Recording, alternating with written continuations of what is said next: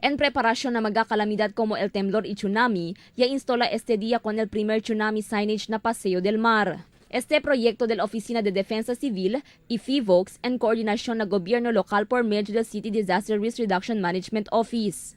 Según con el director regional del OCD, Emilia Julhajan, por medio de este carátula, él sale informó el público que el tal lugar un tsunami-prone area. El magkakarátula manera según para aumentar el level of awareness del mga vivientes.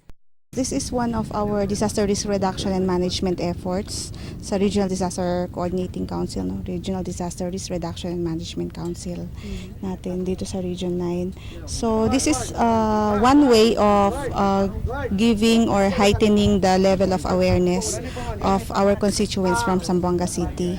Fuera na Paseo del Mar, plano también del agencia instala mga signages na otra parte del ciudad que local cerca na mar. Además de más temprano semejantes proyecto, ella instala na otras partes del región como alin na Dipolog, Dapitan y otros pa.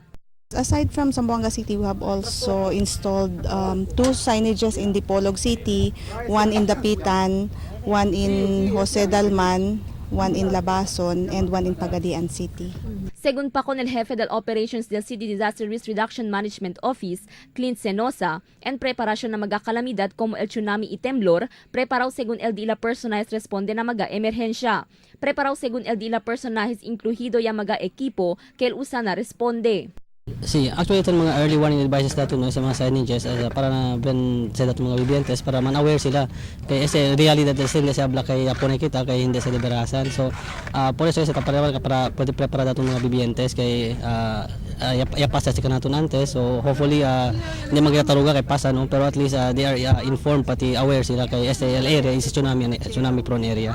Según pa con Senosa, el continua sila determina mga tsunami prone areas na syudad, aber mira mejoras kilay prepara con el mga residente ta esta cerca na lugar. Crystal Almonia, Dateline Zamboanga.